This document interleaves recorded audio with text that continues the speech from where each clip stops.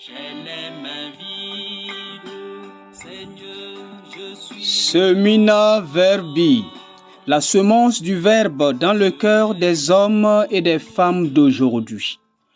Homélie du 22e dimanche du temps ordinaire, année C, par l'abbé Christophe Larré, prêtre du clergé diocésain de Dapong au Togo. La première lecture est tirée du livre de Ben Sirac le Sage, au chapitre 3, les versets 17 et 18 et les versets 28 et 29. Le psaume est tiré de psaume 67. La deuxième lecture est de l'épître aux Hébreux, chapitre 12, versets 18 à 19 et les versets 22 à 24a. L'évangile est tiré de Saint Luc au chapitre 14, verset 1 et les versets 7 à 14. Mon fils, accomplis toutes choses dans l'humilité et tu seras aimé plus qu'un bienfaiteur. Plus tu es grand, plus il faut t'abaisser. Tu trouveras grâce devant le Seigneur. Confère Siracide 3, verset 17. Il faut noter tout de suite que le livre du Siracide est encore appelé le livre de Ben Sirac le Sage ou encore le livre de Qoélette. Un confrère prêtre avec qui j'échange le plus souvent m'a dit un jour ceci à propos de l'humilité. Mon pote, je cite, « Tu sais, quand je médite sur l'humilité, je vois clairement que nous nous trompons largement à son sujet en la reliant au calme qui, le plus souvent, renferme une fausse humilité. On l'identifie également au silence, à ne pas donner son point de vue, comme si le fait de parler de ce que l'on sait est une étiquette d'orgueil. On l'identifie également à l'habillement, comme si s'habiller élégamment est un niveau d'orgueil sans précédent. Voilà ce qui me dérange quand je pense à la manière dont nous considérons l'humilité. Fin de citation du confrère. Bien-aimé du Seigneur, cette évocation du point de vue de mon confrère rejoint le centre de notre méditation de ce jour. Oui, les textes de ce jour se rencontrent tous sur le seul mot d'humilité qui trouve son réel sens en la personne même de Jésus-Christ. Cet homme puissant par la parole et par les actes, selon que l'expriment les disciples d'Emmaüs en Luc chapitre 24, 19. Cet homme donc est l'humilité elle-même dans sa manière de ne pas considérer son rang d'égal à Dieu, confère Éphésiens 2, mais de se faire obéissant jusqu'à la mort et la mort sur la croix.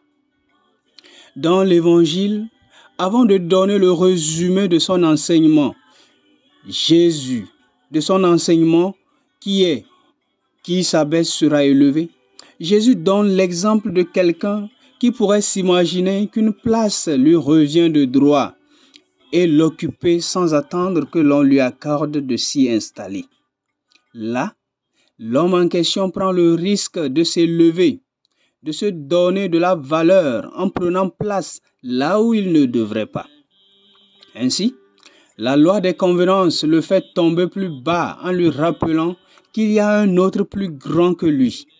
Imaginez un peu la honte devant une telle scène où l'on vient te dire à l'oreille, cède cette place, puisque ce n'est même pas la tienne, cède cette place à un autre, car la sienne est derrière. Ou encore, l'autre élément de manque d'humilité, parce que, visiblement, on a réussi à se tailler une place dans la société, on ne fait plus la compagnie de ceux qui sont plus bas que nous. C'est à l'instar de ce que Jésus dit à l'homme qui l'avait invité, à savoir qu'il puisse se faire tout à tous en invitant dans sa compagnie les personnes pauvres, estropiées, aveugles, etc. Bref, ceux qui ne pourront pas l'inviter en retour. Heureux donc seras-tu d'agir ainsi. La joie de cette action vient du fait que tu seras élevé et tu Et si tu considères un plus pauvre que toi, tu seras donc élevé. Et qui peut nous élever donc si ce n'est pas Dieu? Voilà pourquoi, depuis belle lurette, Ben Sirac le sage avait très tôt proposé à l'humanité la meilleure façon de s'élever, de se faire une place, non seulement dans la société, mais dans le cœur de ses contemporains. Parlant à son fils, il lui offre les premières leçons de la vie. Je cite, « Mon fils, accomplis toutes choses dans l'humilité, et tu seras aimé plus qu'un bienfaiteur. Plus tu es grand, plus il faut t'abaisser. Tu trouveras grâce devant le Seigneur. Grande est la puissance du Seigneur, et les humbles lui rendent gloire. La condition de l'orgueilleux est sans remède, car la racine du mal est en lui. Qui est censé médite les maximes de la sagesse. L'idéal du sage, c'est une oreille qui écoute.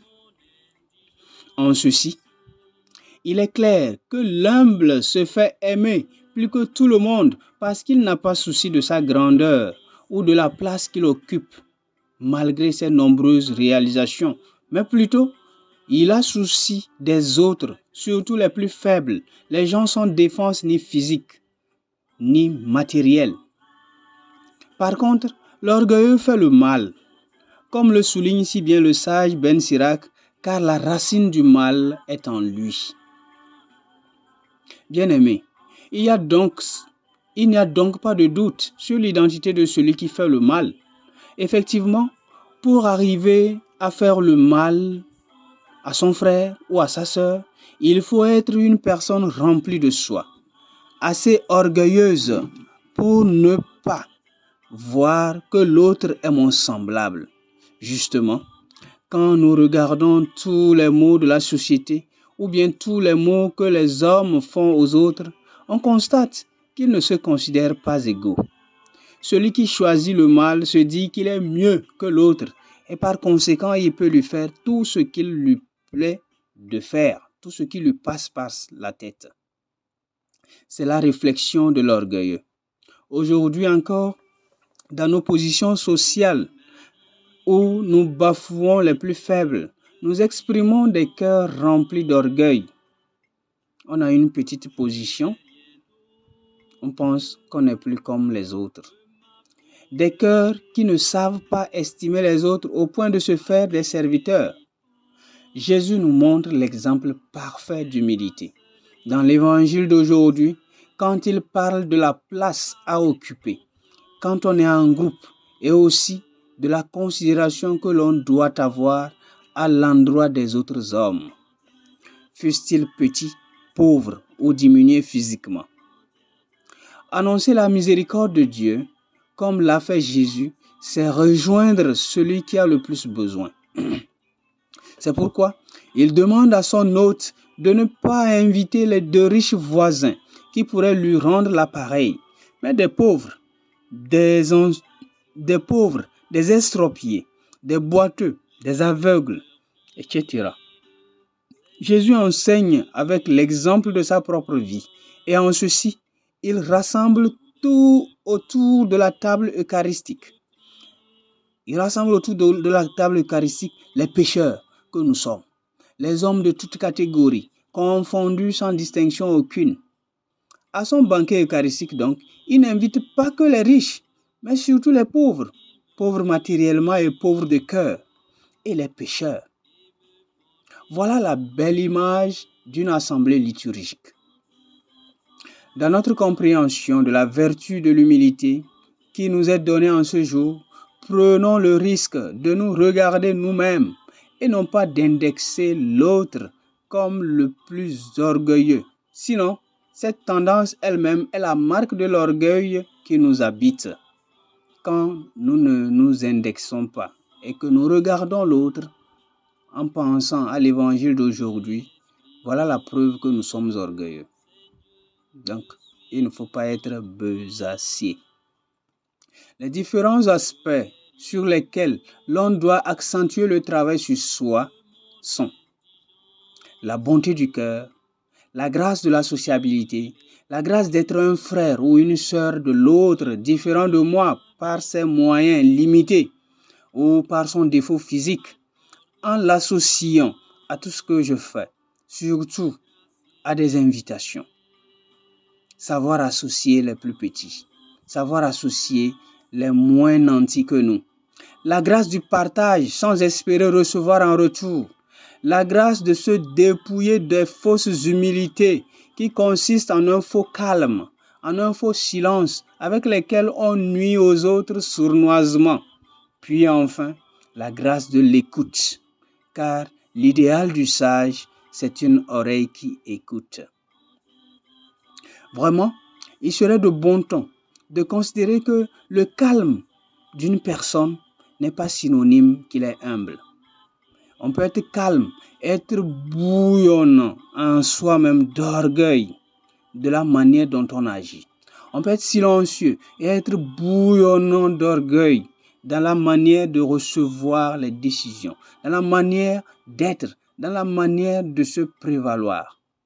Voilà, donc le calme et le silence ne sont pas synonymes d'humilité. Sans être orphelin, notre Dieu est père des orphelins. Sans être veuve, il est défenseur des veuves. Sans être isolé, il accorde une maison. Et sans être captif, aux captifs, il rend la liberté. Tel est Dieu dans sa sainte demeure, déclare le psaume de ce jour. Ainsi, se fait-il tout à tous. Il rassemble tous les hommes de toutes conditions. C'est en cela que nous apprenons de lui qu'il est doux et humble de cœur, comme souligne le verset de l'acclamation évangélique de ce jour. Bien-aimés, imitons-le. C'est un modèle à imiter. Donc, un modèle de grande valeur, comme quoi apprendre de lui la façon d'associer les plus petits. Et c'est cela le sens exact de l'humilité. Un modèle à imiter, car le Maître lui-même, le Maître Jésus, appelle. Il dit, devenez mes disciples. Devenez mes disciples. Si l'on veut être disciple du Christ, la meilleure façon, c'est d'être à son école d'humilité. Loué soit son saint nom à jamais. Amen.